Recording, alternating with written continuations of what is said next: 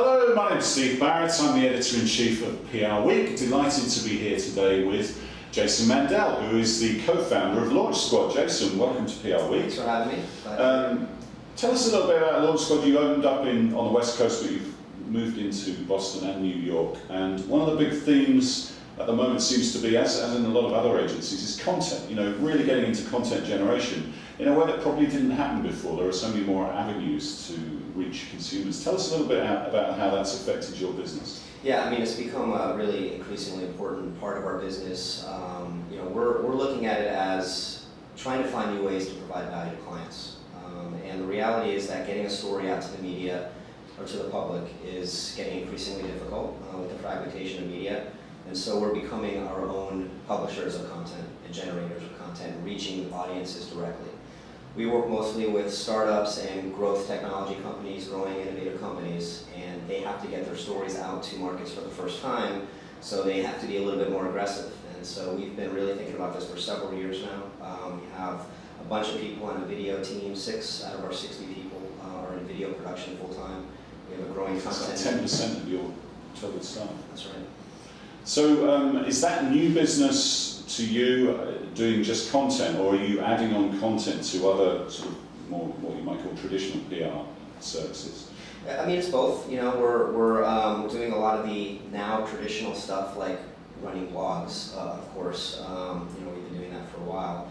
We're making videos, as I said. We're building websites for clients off of their main website to help build their brand, to help get their messages out to the market, to help position them as leaders in ideas and in thought and in innovation.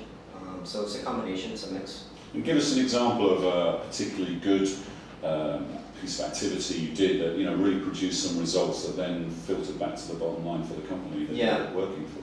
Yeah, we work with a software company in California called ServiceMax. They're a SaaS company like Salesforce is. They work with the field service industry, so these are the guys in the trucks that come to your house, AT&T, Comcast. The guys we love to hate, yeah? Yeah, exactly. And they have very inefficient processes for how they run their businesses, and this company has a software solution to help them. And we recognized in working with them early on that getting their story out and delivering it through the media was going to be difficult. So we've decided to build and we run a website for them called The Smart Band. It's at thesmartband.com. It's sponsored by ServiceMax, and we generate and aggregate content about the field service industry. And if you go to Google and type in field service news, this is the first thing that comes up. So we're trying to position this company as, you know, a leader in this category, as someone who, you know, should be paid attention to, and, you know, has really interesting ideas about how the field service industry can improve and become more efficient. And as it works, how has it helped them achieve that? You know, the traffic, you know, it's generated specific leads for them tangibly. It's, you know, their website traffic has gone up dramatically. You know, of course, there's the non-measurable branding effect that it's had. You know, they just raised a very significant amount of money coming out of their startup phase. So, you know, they're doing very well. You know, can't claim all the credit for that. Obviously, I think they're you know, they're hitting a market that really needs what they're doing, and it's pretty innovative stuff. But for you, I guess it means you're employing totally different types of people. You're employing broadcasters, journalists. Yeah, absolutely. Yeah, you know, we have in the video team, we have animators and illustrators and editors. You know, we have a content team of writers that's growing. That, you know, not everyone is a former journalist, but a lot of journalists. You know, we're looking for people who love to write and, you know, want to continue to do that in a field and that they can get excited about, and telling new stories and following innovation. So finally, tell me what the biggest challenge is in setting up those content operations, and how do you see it developing over the next 12 to 18 months? You know, the pace of change isn't slowing down, is it? You know, you've got new social networks or evolving social networks. You've got Google Plus coming along. You know, right. Facebook just carries on remorselessly. So, what are the biggest challenges moving forward? Well, I mean, yeah, it's a constant state of evolution.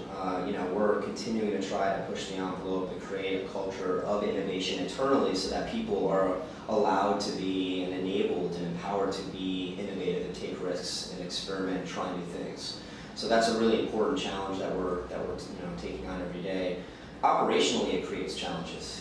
3 years ago we were just a one service agency, everything was falling under PR, and now we're figuring out the best ways to procedurally, operationally, financially, and structurally have different lines of businesses as a small agency, and understand when to grow and how to best grow those businesses and have them be still integrated into the core services that we provide.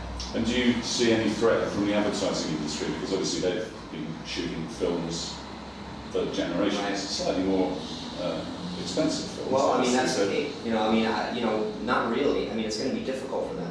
We're able to generate very high quality videos very inexpensively. And for advertising agencies to move in that direction, it's going to be very, very painful for them. Big cultural shift.